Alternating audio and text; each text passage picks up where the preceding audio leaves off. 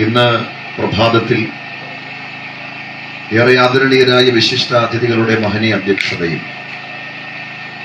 പ്രാർത്ഥനയോടും തികച്ചും ദൈവാശ്രയ ബോധത്തോടും ആരംഭം കുറിച്ച ഈ സ്വാതന്ത്ര്യദിന വിളംബര സന്ദേശ യാത്ര നമ്മുടെ നാടിന്റെ വിവിധ ഭാഗങ്ങളിൽ സഞ്ചരിച്ച് പല ഇടവഴികളിലും പെരുവഴികളിലും മലമടക്കുകളിലും മറ്റ് പല സ്ഥലങ്ങളിലും സമൂഹത്തെ മുച്ചൂടും മുടിച്ചുകൊണ്ടിരിക്കുന്ന സാമൂഹിക വിപത്തുകൾക്ക് എതിരെയുള്ള ബോധവൽക്കരണ, സമാധാന, സ്വാതന്ത്ര്യ സന്ദേശം വിളംബരം ചെയ്തതിനും ഈ സന്ദേശയാത്രയുടെ സമാപന സമ്മേളനം വളരെ മനോഹരമായ ഈ ഗ്രാമവീഥിയിൽ കുറിക്കുവാൻ ഞങ്ങൾക്ക് അവസരമുണ്ടായതൊരു വലിയ സന്തോഷമായിട്ട് കരുതുന്നു.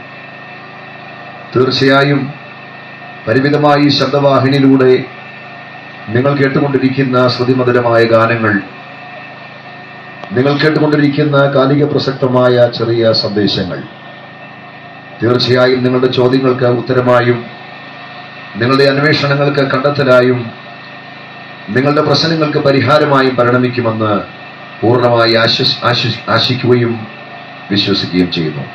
അതുകൊണ്ട് തന്നെ മനോഹരമായ ദിവസത്തിന്റെ സന്ധ്യാനേരം പകലത്തെ അധ്വാനങ്ങൾ കഴിഞ്ഞ് ഭവനങ്ങളിൽ വിശ്രമിക്കുന്ന നിങ്ങളുടെ ജീവിതത്തിന്റെ ഏറ്റവും വിലയേറിയ മണിക്കൂറുകളുടെ അല്പ മിനിറ്റുകൾ മാത്രം നിങ്ങളുടെ മൗനാനുവാദത്തോടുകൂടെ ഈ ശബ്ദസീമയിലേക്ക് ചോദിക്കുവാൻ ഈ അവസരം സന്തോഷത്തോടെ വിനിയോഗിക്കുകയാണ്.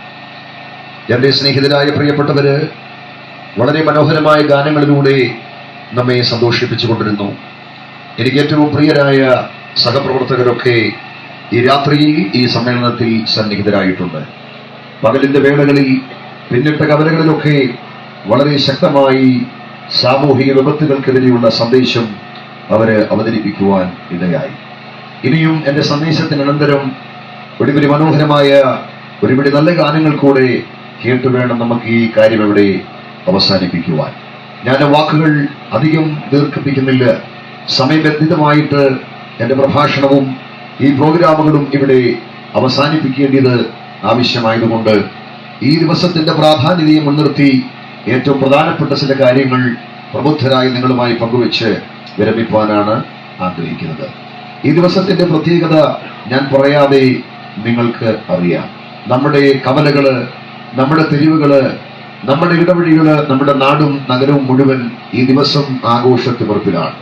പാൽപായസങ്ങൾ വെച്ച് വിളമ്പിയും പൂക്കളങ്ങൾ ഒരുക്കിയും ജാഥകൾ ക്രമീകരിച്ചും നമ്മുടെ ഐശ്വര്യത്തിന്റെ പ്രതീകമായ ത്രിവർണ്ണ പതാകകൾ പാറിപ്പറപ്പിച്ചുമൊക്കെ രാജ്യവ്യാപകമായി, കേരള വ്യാപകമായി, ലോകവ്യാപകമായി ചിതറിക്കിടക്കുന്ന എല്ലാ ഭാരതീയരും സ്വാതന്ത്ര്യം ആസ്വദിക്കുന്ന ദിവസമാണ്.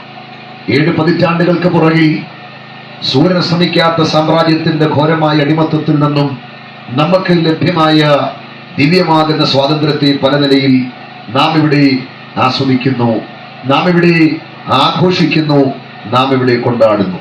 ഇന്നേക്ക് 7 പതിറ്റാണ്ടുകൾക്ക് പുറകിൽ ഭാരത മക്കളായി നമുക്ക് ബ്രിട്ടീഷിന്റെ അടിമത്തത്തിൽ നിന്നും ലഭ്യമായ ആ സ്വാതന്ത്ര്യത്തെ നാം ഇവിടെ ആസ്വദിക്കുമ്പോൾ, നാം ആ സ്വാതന്ത്ര്യത്തെ ഇവിടെ അയവിറക്കുമ്പോൾ, നാം ആ സ്വാതന്ത്ര്യത്തെ കുറിച്ച് ആഘോഷിക്കുമ്പോൾ സഹൃദയരെ, നമ്മുടെ രാജ്യം എവിടെത്തി നിൽക്കുന്നു, സ്വാതന്ത്ര്യമെന്ന പദപ്രയോഗത്തിന്റെ അർത്ഥം എത്രത്തോളം പ്രസ്താവ്യമാകുന്നു എന്നുള്ളത് നാം പുനർവിചിന്തനം ചെയ്യേണ്ട സമയം അതിക്രമിച്ചിരിക്കുകയാണ്.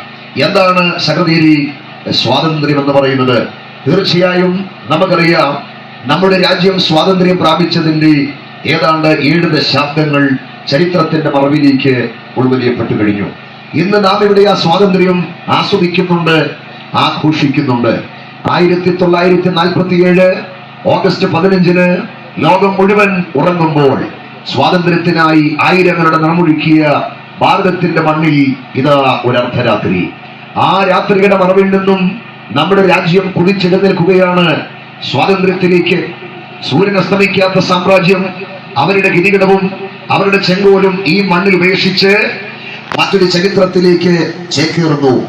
അവരുടെ കിരീടവും അവരുടെ ചെങ്കോലും ഈ മണ്ണിൽ ഉപേക്ഷിച്ച് അവർ മറ്റൊരു ചരിത്രത്തിലേക്ക് ചേക്കേറുമ്പോൾ വിതുമ്പുന്ന ഓർമ്മകളും ദീപ്തമായ ചരിത്രത്തിന്റെ ഏടുകളും ഭാരതീയരുടെ ജനഹൃദയങ്ങളിൽ നിറയുന്ന വർണ്ണങ്ങളാൽ അങ്ങ് ദൂരെയുള്ള ഡൽഹിയുടെ വിരിമാറിൽ ചരിത്രം എഴുതിക്കൊണ്ട് അന്നെല്ലാ ഭാരതീയന്റെയും ഖണ്ഡങ്ങൾ ഒരു ഈരടി ഏറ്റുപാടി.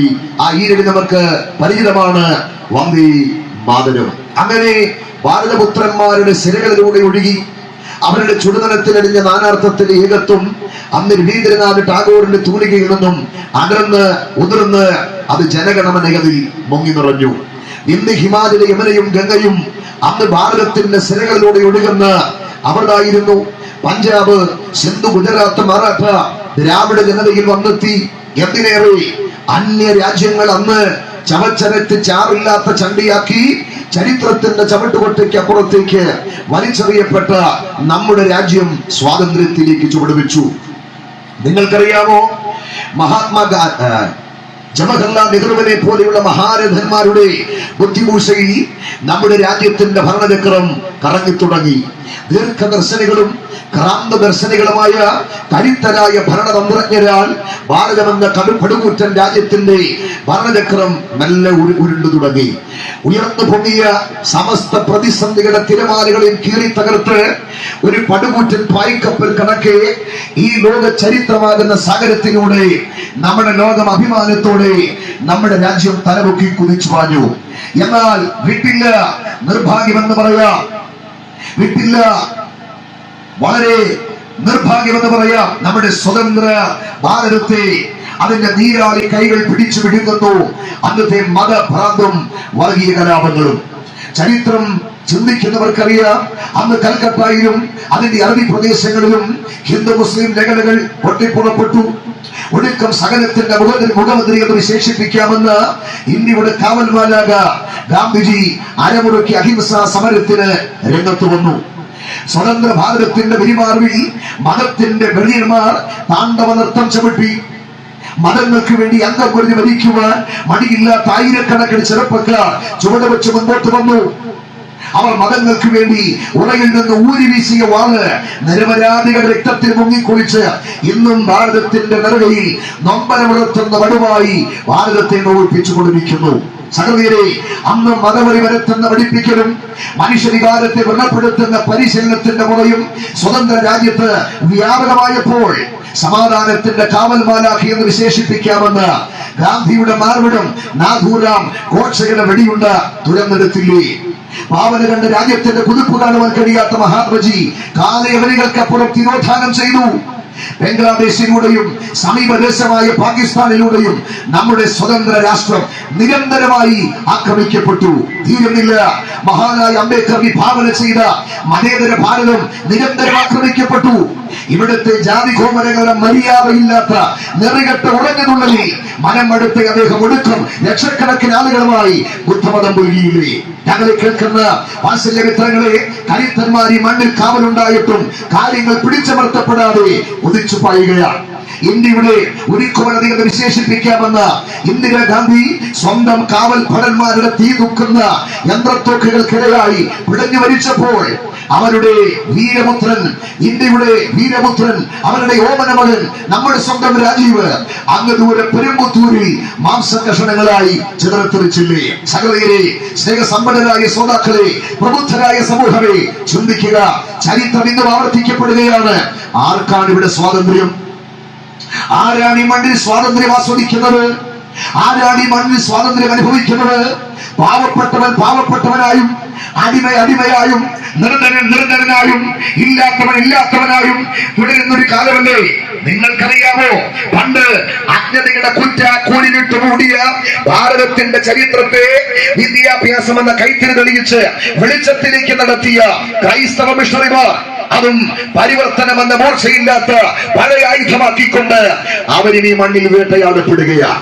അങ്ങനെ വംശീയതയുടെ പേരിൽ, വർഗീയതയുടെ പേരിൽ, ജാതിയുടെ പേരിൽ, മതത്തിന്റെ പേരിൽ, സമുദായത്തിന്റെ പേരിൽ അകാരണമായി വേട്ടയാടപ്പെടുന്ന സാധുക്കളുടെ ചോര വീണ് സ്വതന്ത്ര രാജ്യത്തിലെ പല സംസ്ഥാനങ്ങളുടെ മണ്ണും കടും ചുവപ്പ് നിറമാകുമ്പോൾ അരമുറുക്കി ന്യായീകരണങ്ങൾക്ക് ഒരുപിടി പ്രമുഖരായ വ്യക്തികൾ മുൻപോട്ട് വരുന്നത് ദയനീയമായ കാഴ്ചയാ. ഈ ശബ്ദസീമയിൽ ഞങ്ങളെ ശ്രമിക്കുന്ന വാത്സല്യമിത്രങ്ങളെ, 6-7 പതിറ്റാണ്ടുകൾക്ക് പുറകിൽ സൂര്യൻ അസ്തമിക്കാത്ത സാമ്രാജ്യത്തിന്റെ അടിമത്തത്തിൽ നിന്നും നമുക്ക് ലഭ്യമായ ആ സ്വാതന്ത്ര്യം പാൽപായസം വെച്ച് വിളമ്പിയും പൂക്കളങ്ങൾ ഒരുക്കിയും റാലികൾ സംഘടിപ്പിച്ചും ഐശ്വര്യത്തിന്റെ പ്രതീകമായ പതാക പാറിപ്പറപ്പിച്ചും നമുക്ക് ലഭ്യമായ സ്വാതന്ത്ര്യം നാം ഇവിടെ ആസ്വദിക്കുമ്പോൾ, ആഘോഷിക്കുമ്പോൾ, യഥാർത്ഥത്തിൽ സ്വാതന്ത്ര്യത്തിന്റെ നേർരേഖയിലാണോ നമ്മുടെ സമൂഹം സഞ്ചരിക്കുന്നത്? ആരാണ് ഇവിടെ സ്വാതന്ത്ര്യം ആസ്വദിക്കുന്നത്? ആരാണ് ഇവിടെ സ്വാതന്ത്ര്യം അനുഭവിക്കുന്നത്? സുഹൃത്തുക്കളെ, ഇവിടെയാണ് ഞങ്ങൾ പ്രസംഗിക്കുന്ന വിശുദ്ധ വേദപുസ്തകത്തിന്റെ പ്രസക്തി. ഇവിടെയാണ് ഞങ്ങൾ പ്രസംഗിക്കുന്ന യേശുക്രിസ്തുവിന്റെ പവിത്രമായ നിർമ്മല സുവിശേഷത്തിന്റെ പ്രസക്തി.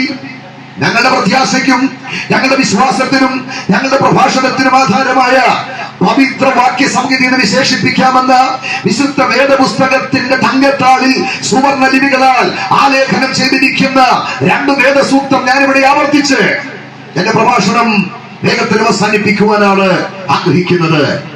യേശുക്രിസ്തു സ്വാതന്ത്ര്യം വരുത്തിയാൽ സാക്ഷാൽ നിങ്ങൾ സ്വതന്ത്രർ. സമാധാനത്തിനായി ക്രിസ്തു നിങ്ങളെ സ്വതന്ത്രരാക്കിയിരിക്കുന്നു. ആകയാൽ അതിൽ ഉറച്ചു നിൽപ്പീൻ, അടിമനുഖത്തിൽ കുടുങ്ങി പോകരുത്. മാത്രമല്ല, നിങ്ങൾ സത്യം അറിയുകയും സത്യം നിങ്ങളെ സ്വതന്ത്രമാക്കുകയും ചെയ്യും. ഞാൻ പറഞ്ഞ കാര്യം ഒരിക്കൽ കൂടെ ആവർത്തിക്കാം. 7 പതിറ്റാണ്ടുകൾക്ക് പുറകിൽ നമുക്ക് ലഭ്യമായ ആ സ്വാതന്ത്ര്യം ഭാരതമക്കളായ നമ്മൾ പല നിലയിൽ ആഘോഷിക്കുമ്പോൾ, ആസ്വദിക്കുമ്പോൾ, കൊണ്ടാടുമ്പോൾ നമ്മുടെ സമൂഹം, നമ്മുടെ ദേശം, നമ്മുടെ ചുറ്റുപാടുകൾ സ്വാതന്ത്ര്യത്തിലാണോ പ്രിയപ്പെട്ടവരെ? സ്വതന്ത്ര ഭാരതത്തിലെ ദൈവത്തിന്റെ നാടായ കൊച്ചു കേരളത്തെ വെച്ചുകൂടും മുടിച്ചുകൊണ്ടിരിക്കുന്ന സാമൂഹികമായ വിപത്തുകൾ 1, 2, 3, 4 എന്ന ക്രമത്തിൽ നിരത്തി കാണിച്ചാൽ പ്രബുദ്ധരായ നിങ്ങൾക്ക് മനസ്സിലാക്കാൻ പറ്റും നമ്മുടെ സമൂഹം, നമ്മുടെ ദേശം, നമ്മുടെ രാജ്യം സ്വാതന്ത്ര്യത്തിലാണോ? ഈ ജാഥയുടെ ആദരണീയനായ ക്യാപ്റ്റൻ പാസ്റ്റർ ജോൺസൺ അവர்கள் ആമുഖ പ്രഭാഷണത്തിൽ ഒപ്പിച്ചില്ലേ, നമ്മുടെ അയൽ സംസ്ഥാനമായ മണിപ്പൂര് വർഗീയതയുടെ പേരിൽ, മറ്റു പല വിഷയത്തിന്റെ പേരിൽ നിന്ന് കത്തുകയാണ്. സ്നേഹസമ്പന്നരായ നമ്മുടെ സഹോദരിമാരെ അർത്ഥനഗ്നരായി തെരുവിലൂടെ നടത്തുന്നു. മറ്റുള്ള സഹോദരിമാരെ കൂട്ടമായി മാനഭംഗപ്പെടുത്തുന്നു. ഹരിയാനയിൽ കത്തുകയാണ്.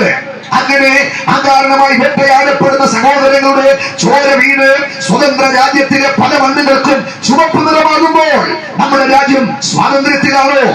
സ്വാതന്ത്ര്യത്തിന്റെ നേർരേഖയിലാണോ? എന്താ സഹോദരരെ സ്വാതന്ത്ര്യം എന്ന് പറയുന്നത്? സ്വത്തിന്റെ പേരിൽ അവരെ ഇല്ലാതാക്കുന്നതാണോ? സ്ഥാനമാനത്തിന്റെ പേരിൽ അവരെന്റെ കഴുത്ത് കണ്ടിക്കുന്നതാണോ? അത് തർക്കത്തിന്റെ പേരിൽ അവരെ കുത്തിമറത്തുന്നതാണോ? കാമവെറി പൂണ്ട് സ്വന്തം സഹോദരങ്ങളെ ഇല്ലായ്മ ചെയ്യുന്നതാണോ സ്വാതന്ത്ര്യം എന്ന് പറയുന്നത്? ഇവിടെയാണ് ഞങ്ങൾ പ്രസംഗിക്കുന്ന വേദപുസ്തകത്തിന്റെ പ്രസക്തി. മനുഷ്യൻ ആഗ്രഹിക്കുന്ന ദിവ്യമാകുന്ന സ്വാതന്ത്ര്യം ദൈവസൃഷ്ടിയാകുന്ന മനുഷ്യന് കൊടുക്കുവാൻ പ്രപഞ്ചത്തിൽ കരുത്തുള്ള ഒരുവനേ ഉള്ളൂ. അത് യഥാർത്ഥ സ്വാതന്ത്ര്യം തരുന്ന വിമോചകനാകുന്ന ക്രിസ്തുവാണ്. ഞാൻ അവിടേക്ക് പ്രവേശിക്കുകയാണ്. സ്വതന്ത്ര രാജ്യത്തെ, ഈ സ്വതന്ത്ര രാജ്യത്തിലെ ദൈവത്തിന്റെ നാടായ കൊച്ചു കേരളത്തെ മുച്ചൂടും മുടിച്ചുകൊണ്ടിരിക്കുന്ന വിപത്തുകൾ എന്തൊക്കെയാണ്? ഇത് സ്വാതന്ത്ര്യദിനാഘോഷ പരിപാടിയാണെങ്കിലും, സ്വാതന്ത്ര്യദിനാഘോഷ സന്ദേശയാത്രയാണെങ്കിലും, നമ്മുടെ സമൂഹത്തെ മുച്ചൂടും മുടിച്ചുകൊണ്ടിരിക്കുന്ന സാമൂഹിക വിപത്തുകൾക്കെതിരെയുള്ള ഒരു ബോധവൽക്കരണ സന്ദേശയാത്ര കൂടിയാണ്. അവൻ നാം പാർക്കുന്ന സമൂഹത്തെ മുച്ചൂടും മുടിച്ചുകൊണ്ടിരിക്കുന്ന സാമൂഹികമാകുന്ന വിപത്തുകൾ എന്തൊക്കെയാണ്? കഴിഞ്ഞ പട്ടണങ്ങളിലൊക്കെ, കഴിഞ്ഞ കവലകളിലൊക്കെ എരിപൊരിയുന്ന വെയിലത്ത് ഞാൻ ഉറക്കെ പ്രഖ്യാപിച്ച 1-2 കാര്യം ഇവിടെ തുടരുവാൻ ആഗ്രഹിക്കുകയാണ്. നാം പാർക്കുന്ന നമ്മുടെ സമൂഹത്തെ മുച്ചൂടും മുടിച്ചുകൊണ്ടിരിക്കുന്ന സാമൂഹികമാകുന്ന ഒരു വലിയ വിപത്താണ് വർദ്ധിച്ചു വരുന്ന മദ്യപാനം, ലഹരി പദാർത്ഥങ്ങളുടെ, നിരോധിത ലഹരി പദാർത്ഥങ്ങളുടെ അമിതമായിട്ടുള്ള ഉപയോഗം. നാം പാർക്കുന്ന സമൂഹത്തെ ഗ്രസിച്ചുകൊണ്ടിരിക്കുന്ന മാരകമായ അടുത്തൊരു ദുരന്തം, മനുഷ്യത്വ ബോധമില്ലാത്ത അക്രമങ്ങൾ, പീഡനങ്ങൾ, കൊലപാതകത്തിന്റെ പരമ്പരകൾ. നാം പാർക്കുന്ന സമൂഹത്തെ ഗ്രസിച്ചുകൊണ്ടിരിക്കുന്ന അടുത്ത ദുരന്തം എന്ന് പറയുന്നത് മനുഷ്യത്വ ബോധമില്ലാത്ത കൊലപാതകങ്ങൾ. മാത്രമല്ല ആത്മഹത്യകൾ, കുടുംബ തകർച്ചകൾ.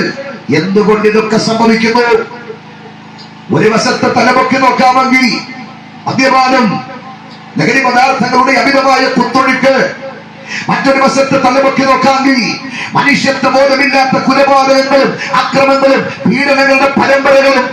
മറ്റൊരു സ്ഥലത്തേക്ക് തലമുക്കി നോക്കാമെങ്കിൽ വർദ്ധിച്ചു വരികന്ന വല്ലാത്ത ആത്മഹത്യകൾ എന്തുകൊണ്ട് സ്വതന്ത്ര രാജ്യത്ത് ഇത് സംഭവിക്കുന്നു? എന്തുകൊണ്ട് ദൈവത്തിന്റെ നാടായ കൊച്ചു കേരളത്തിൽ ഇത് സംഭവിക്കുന്നു? ഒരു ജാതി, ഒരു മതം, ഒരു ദൈവം മനുഷ്യനെന്ന് പഠിപ്പിച്ച മഹാഗുരു ജനിച്ച നാടല്ലേ നമ്മുടെ നാട്. സാധാരണ ജനവിഭാഗത്തിന്റെ നവോത്ഥാനത്തിന് വേണ്ടി നിരവധി സമരമുറകൾ സംഘടിപ്പിച്ച് ആധ്യാത്മിക സമര നേതാക്കന്മാരുള്ള നാടല്ലേ നമ്മുടെ നാട്. ആധ്യാത്മിക സമ്മേളനങ്ങളും ആധ്യാത്മിക നേതാക്കന്മാരും അരങ്ങുവാഴുന്ന നാടല്ലേ നമ്മുടെ നാട്. സമ്പൂർണ്ണ സാക്ഷരതയുടെ ബഹുമതി നേടിയ നാടല്ലേ നമ്മുടെ നാട്. ഗോഡ്സ് ഓൺ കൺട്രി, ദൈവത്തിന്റെ നാടെന്ന വിശേഷണം ലഭിച്ച നാടല്ലേ നമ്മുടെ നാട്. എന്തുകൊണ്ട് നാം പാർക്കുന്ന സമൂഹത്തെ ഇത്തരത്തിലുള്ള ദുരന്തങ്ങൾ, ഇത്തരത്തിലുള്ള തിന്മകൾ, ഇത്തരത്തിലുള്ള അനിശ്ചിതത്വങ്ങൾ വേട്ടയാടുന്നു? ആരാണ് ഇതിന്റെ പിന്നിലെ ഉത്തരവാദി? ശബ്ദസീമയിൽ എന്നെ ശ്രമിക്കുന്ന വാത്സല്യ മിത്രങ്ങളെ, നാം ഇവിടെ സ്വാതന്ത്ര്യം ആസ്വദിക്കുമ്പോൾ ഒരു വശത്ത് ലഹരി പദാർത്ഥങ്ങൾ അമിതമായി ഒഴുകുകയാണ്. ഇതിൽ നിന്നെല്ലാം ശാശ്വതമായുള്ളൊരു മോചനമാണ് യഥാർത്ഥ സ്വാതന്ത്ര്യം എന്ന് പറയുന്നത്. നിങ്ങൾ ക്യാമ്പസുകളിലേക്ക് നോക്ക്, കലാലയങ്ങളിലേക്ക് നോക്ക്, നിരോധിത ലഹരി ഉൽപ്പന്നങ്ങൾ അമിതമായി ഒഴുകുന്നു. MDMA പോലെയുള്ള സിന്തറ്റിക് ലഹരി പദാർത്ഥങ്ങൾ വ്യോമമാർഗം വഴി, കടൽ മാർഗം വഴി, കരമാർഗം വഴി നമ്മുടെ കലാലയങ്ങളിലേക്ക് സുലഭമായി എത്തുകയാണ്. 8ഉം 12ഉം 14ഉം വയസ്സുള്ള പിഞ്ചോമനകൾ സ്റ്റാമ്പ് പോലെയുള്ള ലഹരി പദാർത്ഥങ്ങൾ നാക്കിനടിയിൽ മറച്ചു വെക്കും. എണ്ണപ്പെട്ട സെക്കൻഡുകൾ കഴിയുമ്പോൾ അലിഞ്ഞ് അവരുടെ നാവിനോട് ചേരും. ഈ വല്ലാത്ത ലഹരിയുടെ മാസ്മര വലയത്തിൽ ഒരു പൈതൽ അകപ്പെട്ടാൽ 12 മണിക്കൂർ വരെ ആ ലഹരി അവനെ വിടാതെ പിന്തുടരും. മാത്രമല്ല, ഭയാനകരമായ മറ്റൊരു പ്രശ്നം, ഒരിക്കലെങ്കിലും ഈ ലഹരി ഉപയോഗിച്ചവൻ എന്നേക്കുമായി അതിനടിമയാകുകയാണ്. എന്നെ കേൾക്കുന്ന വാത്സല്യ മിത്രങ്ങളെ, പ്രതീക്ഷയോടെ നല്ല ഭാവിയെ സ്വപ്നം കണ്ട് മാതാപിതാക്കൾ അവര് കഴിക്കാതെ മക്കളെ കഴിപ്പിച്ച്, അവരുടുക്കാതെ മക്കളെ ധരിപ്പിച്ച്, അവരുറങ്ങാതെ മക്കൾക്ക് വേണ്ടി കാത്തിരുന്ന് പഠിപ്പിച്ച് പ്രാപ്തരാക്കാൻ അവരെ കലാലയങ്ങളിലേക്ക് അയക്കും. വല്ലാത്ത ലഹരിയുടെ നീരാളിപ്പിടുത്തം അവരുടെ ഭാവിയെ മുച്ചൂടും മുടിച്ചു കളയുന്ന മൂലിച്ചുതി ബാധിച്ച ഒരു കാലഘട്ടത്തിലാണ് ഞാൻ നിങ്ങളുമായിരിക്കുന്നത്. നമ്മുടെ സമൂഹം എവിടത്തെ നിൽക്കുന്നു? ഒരു കാര്യം ഞാൻ പറയാം, മദ്യവും ലഹരിയും ആരെയും നല്ലവരാക്കിയിട്ടില്ല. നമുക്ക് ലഭ്യമായ സ്വാതന്ത്ര്യം നാം ആസ്വദിക്കുന്ന 77ാമത്തെ വാർഷികത്തിൽ നിങ്ങളുടെ ഒരു കൂടെപ്പുറപ്പെന്ന നിലയിൽ എനിക്ക് ഈ കുന്നിൻ മുകളിൽ നിന്ന് ഈ പരസ്യമായ പ്ലാറ്റ്ഫോമിൽ ഉറക്കെ പ്രഖ്യാപിക്കാനുള്ളത്, മദ്യവും ലഹരി പദാർത്ഥങ്ങളും ആരെയും നല്ലവരാക്കിയിട്ടില്ല. ദൈവത്തിന്റെ സൃഷ്ടിയുടെ മനോഹരമായ മനുഷ്യനെ സാമ്പത്തികമായും ശാരീരികമായും മാനസികമായും ആത്മീകമായും എല്ലാ നിലയിലും അധപ്പതനത്തിന്റെ താഴെ തട്ടിലെത്തിക്കുന്ന കൊടിയ ദുരന്തമാണ് മദ്യം, ലഹരി. മദ്യം ലഹരി നിമിത്തം തകർന്ന എത്രയോ പ്രസ്ഥാനങ്ങൾ, മദ്യം ലഹരി നിമിത്തം തകർന്ന എത്രയോ സ്ഥാപനങ്ങൾ, മദ്യപാനവും ലഹരി നിമിത്തം തകർന്ന എത്രയോ കുടുംബ ബന്ധങ്ങൾ, മദ്യപാനവും ലഹരി നിമിത്തം പരിഭ്രമമായ എത്രയോ യൗവനങ്ങൾ. നമ്മുടെ ഇടയിൽ വർദ്ധിച്ചു വരികന്ന പ്രശ്നങ്ങളുടെ പിന്നിലെ 80% കാരണക്കാരൻ ലഹരിയാണ്. പ്രിയപ്പെട്ടവരെ, ചില വർഷങ്ങൾക്ക് പുറകില് 50 വയസ്സ് പൂർത്തിയായ ഒരു മനുഷ്യൻ 12 വയസ്സുള്ള പിഞ്ചുബാലികയെ പീഡിപ്പിച്ച് കഴുത്തിൽ ഷാൾ മുറുക്കി ശ്വാസം മുട്ടിച്ചു കൊലപ്പെടുത്തി. നിയമപാലകർ മനുഷ്യത്വബോധമില്ലാത്ത ഈ നരാധമനെ പിടിച്ച് അവനെ ചോദ്യം ചെയ്തപ്പോൾ ചോദിച്ചു, പിഞ്ചു മകളാകാൻ പ്രായമുള്ള 12കാരിയെ ഇത്ര ദാരുണമായി പീഡിപ്പിച്ച് കൊലപ്പെടുത്താൻ എന്നെ പ്രേരിപ്പിച്ച ഘടകം എന്താന്ന് ചോദിച്ചപ്പോൾ അയാള് നിയമപാലകരുടെ മുമ്പിൽ മുട്ടുകുത്തി തലമുടി വലിച്ചു പറിച്ചു മാറത്തടിച്ചൊരു ഭ്രാന്തനെ പോലെ അലറിക്കരഞ്ഞുകൊണ്ട് പറഞ്ഞു, സാറേ, 12 വയസ്സ് മാത്രം പ്രായമുള്ള പിഞ്ചുബാലിയെ ഇത്ര മൃഗീയമായി പീഡിപ്പിച്ച് കൊലപ്പെടുത്താൻ എന്നെ പ്രേരിപ്പിച്ച ഘടകം കുടുംബവഴക്കോ വ്യക്തിവൈരാഗ്യമോ അല്ല സാറേ.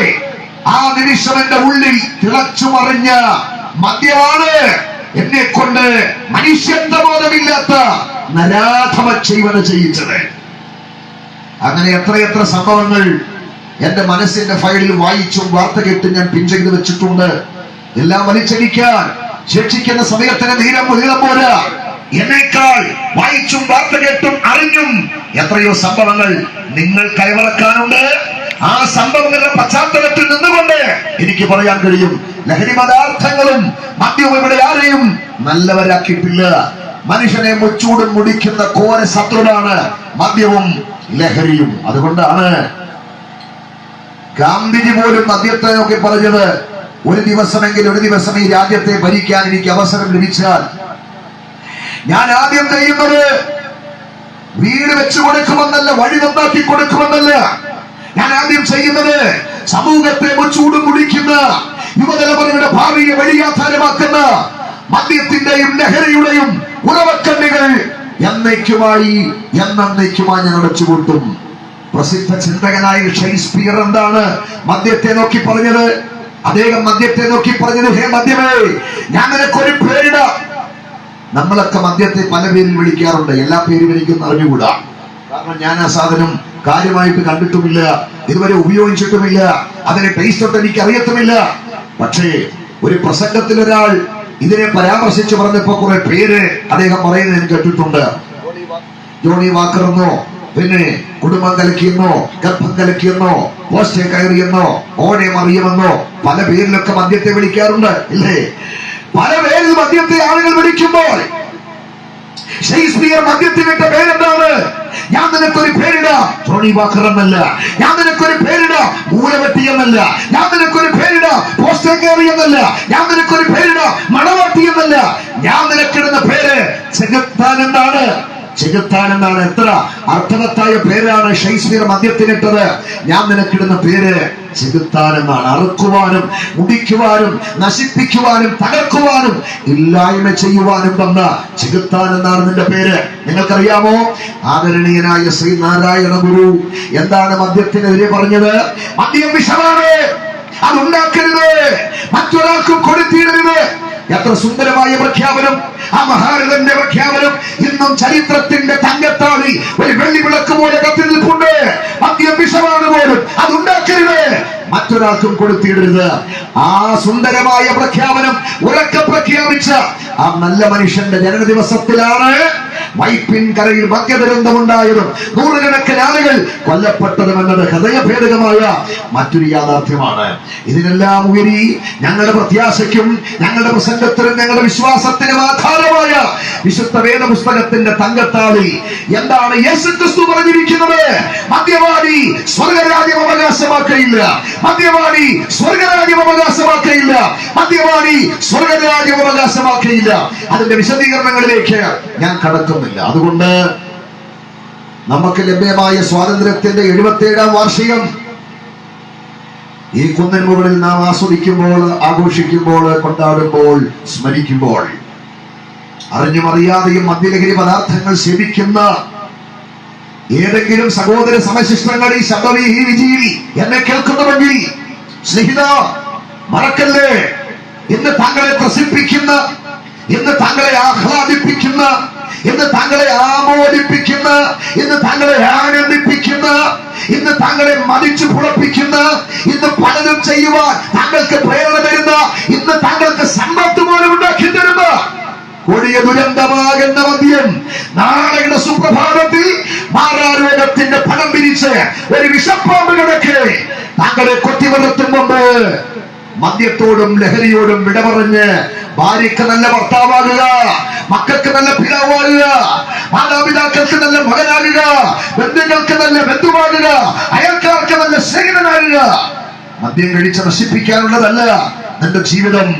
നീ ദൈവത്തിന്റെ മന്ദിരമാണ്. വിശുദ്ധ വേദപുസ്തകത്തിൽ ഇപ്രകാരം ഒരു വചനമുണ്ട്: നിങ്ങൾ ദൈവത്തിന്റെ മന്ദിരമെന്നും ദൈവത്തിന്റെ ആത്മാവ് നിങ്ങളിൽ വസിക്കണമെന്ന് നിങ്ങൾ അറിയുന്നില്ലയോ? സൃഷ്ടാവായ ദൈവം, സർവശക്തനായ ദൈവം, സർവവ്യാപിയായ ദൈവം, മഹത്വപൂർണനായ ദൈവത്തിൽ വസിക്കുവാൻ അവൻ ഭൂമിയിൽ പരിഗണിപ്പിച്ചിരിക്കുന്ന മന്ദിരമാണ് നിന്റെ ശരീരം. അതിനെ മദ്യം കഴിച്ച് നശിപ്പിക്കരുതേ. ആ ശരീരത്തെ ദൈവത്തിനായി സമർപ്പിക്കുക.